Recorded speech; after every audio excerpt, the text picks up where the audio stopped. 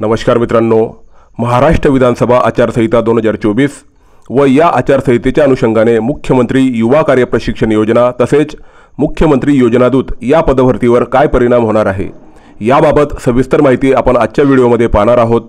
त्यापूर्वी आपण या व्हिडिओला लाईक करा व चॅनलला सबस्क्राइब करा जेणेकरून अशा प्रकारच्या लेटेस्ट अपडेट्स या आपल्यापर्यंत सगळ्यात अगोदर पोहोचतील। चला तर मग व्हिडिओला सुरुवात करूया। मुख्यमंत्री युवा कार्य प्रशिक्षणाच्या अनुषंगाने महाराष्ट्रातील भरपूर उमेदवारांनी प्राथमिक शिक्षक, कॉम्प्युटर ऑपरेटर तसेच लिपिक या पदासाठी खूप मोठ्या प्रमाणात अर्ज केलेले आहेत।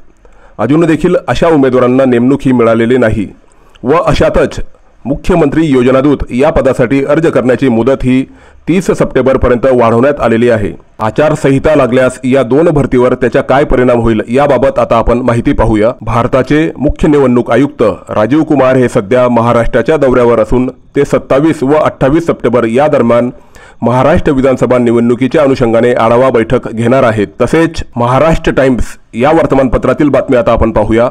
राज्याचे ग्रामविकास मंत्री तथा नांदेडचे पालकमंत्री गिरीश महाजन यांनी राज्यात आचारसंहिताबाबत महत्त्वाचे भाकीत केले आहे। येत्या 15 ते 20 दिवसात विधानसभा निवडणुकीची आचारसंहिता लागणार अशी माहिती गिरीश महाजन यांनी दिली आहे। नांदेडमध्ये आयोजित मराठवाडा मुक्ती संग्राम दिनाच्या कार्यक्रम प्रसंगी त्यांनी हे भाकीत केले आहे। आचारसंहितेच्या कालावधीमध्ये नेमणुका भरती करण्याच्या दृष्टीने महाराष्ट्र राज्य मुख्य निवडणूक आयुक्त यांच्या मार्गदर्शक सूचना आता आपण पाहूया।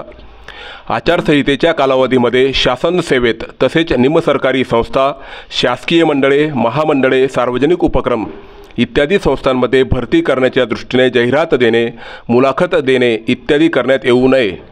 आचारसंहिता लागू होण्यापूर्वीच पत्र पाठवले असल्यास लेखी परीक्षा घेण्यास हरकत नाही, तथापि त्यांचा निकाल जाहीर करता येणार नाही। तसेच मुलाखती व प्रत्यक्ष नेमणुका याबाबतची कार्यवाही आचारसंहिता कालावधीत करता येणार नाही। मित्रांनो, मुख्यमंत्री युवा कार्य प्रशिक्षण योजना तसेच मुख्यमंत्री योजनादूत या दोन योजना महाराष्ट्र शासनाच्या महत्त्वाकांक्षी योजना आहेत।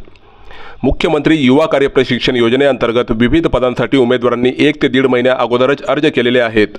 तसेच मुख्यमंत्री योजनादूत या पदासाठी 30 सप्टेंबरपर्यंत अर्ज करण्यास मुदतवाढ देण्यात आलेली आहे।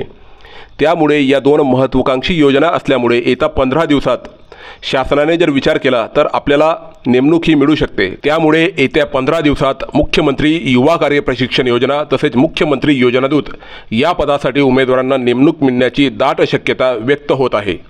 मित्रांनो, आपल्याला आजचा व्हिडिओ कसा वाटला ते कमेंट बॉक्समध्ये कमेंट करून निश्चित कळवा। व्हिडिओ आवडला असेल तर व्हिडिओला लाईक करा व चॅनलला सबस्क्राइब करा जेणेकरून अशा प्रकारच्या लेटेस्ट अपडेट्स या आपणापर्यंत कुठलाही टाइमपास न करता पोहोचतील। जय हिंद, जय महाराष्ट्र।